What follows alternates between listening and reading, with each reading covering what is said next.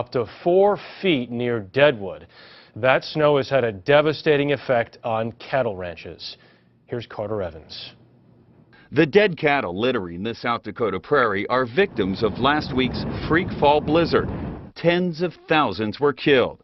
Rancher Monty Williams. A lot of guys losing everything, cows, calves, you name it. Many of the dead animals were found huddled in groups, others buried in snowbanks along a 100-mile swath of the storm's path.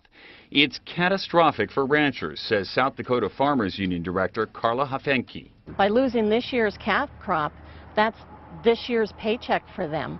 By losing the cows themselves, they've lost paychecks from years to come. The early autumn blizzard dumped up to 4 feet of snow in 2 days. It hit before the cattle had developed thick winter coats, and many may have died of hypothermia.